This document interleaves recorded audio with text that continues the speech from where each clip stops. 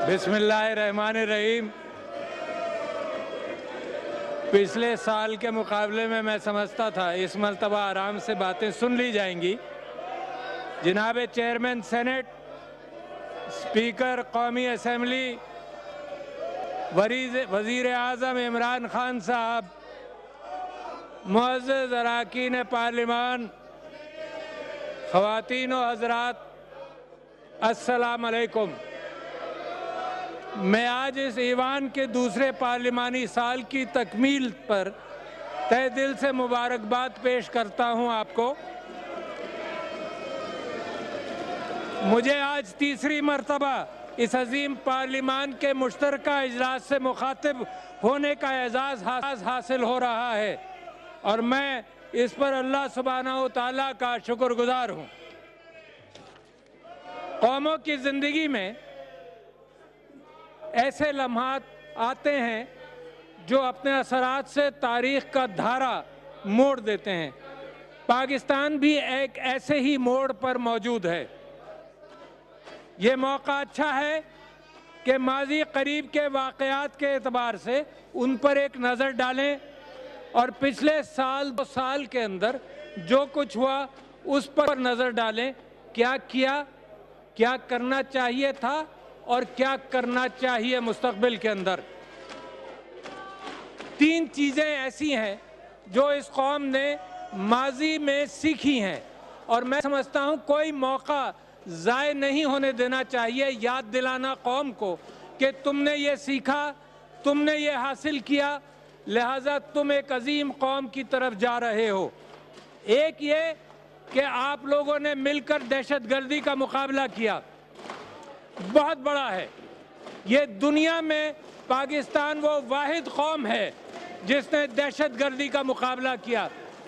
मैं फ़ौजियों को मुबारकबाद देता हूँ, सियासतदानों को मुबारकबाद देता हूँ कि दहशतगर्दी का मुकाबला पाकिस्तान से मगरिब में देखें, दुनिया इस्लाम तबाह हो गया मगर दहशतगर्दी का मुकाबला आपने किया। ये आपकी एक जीत है। दूसरी जीत आपकी अफ़गान महाजरीन को पनाह देना और बड़ा फ़र्क है। आपने 35 लाख अफ़गान महाजरीन को पनाह दी, अपने दिल से उनको वेलकम किया। कोई अपोजिशन, कोई हुकूमत, किसी सियासतदान ने उसके ख़िलाफ़ बात नहीं की। ये आपने अपना दिल बड़ा किया और वो दुनिया की वो ताकतें जो हमें ह्यूमन राइट्स पर नसीहतें करती थीं, वो सारी ताकतें आज 100 लोग भी मेडिटेरेनियन के अंदर वो अपने मुल्क में आने नहीं देते और डूबने देते हैं। उसके मुकाबले में पाकिस्तान ने एक मिसाल कायम की कि हमें नसीहतें करते हो मगर हम देखो कितनी फरादिली से हमने काम किया। ये आपकी दूसरी जीत थी, ऐसी जीत कि इससे नेशन बिल्डिंग में आपको मदद मिलेगी। तीसरी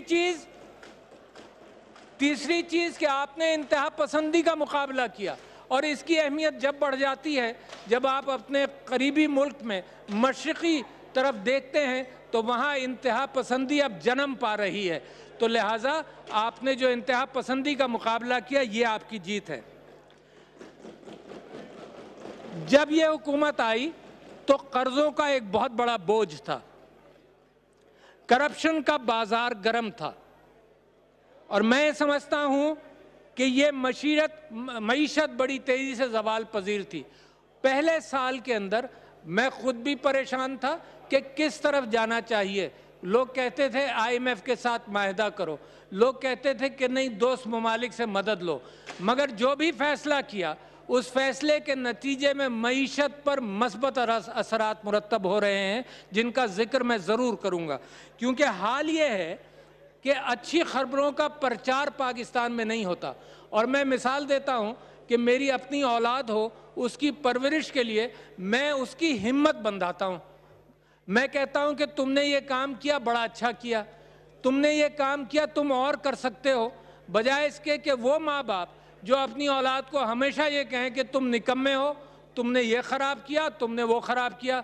तो ऐसे परवरिश तो नहीं होती। तो कौम भी बिल्कुल इसी तरह से, कौम भी नौजवान कौम है, اس کی ہمت بندھانے کے بجائے میں سمجھتا ہوں کہ اس میڈیا کے اندر اور ہر طرف اس بات کی زیادہ گفتگو ہوتی ہے کہ یہ تم نے نہیں کیا، یہ تم نے نہیں کیا.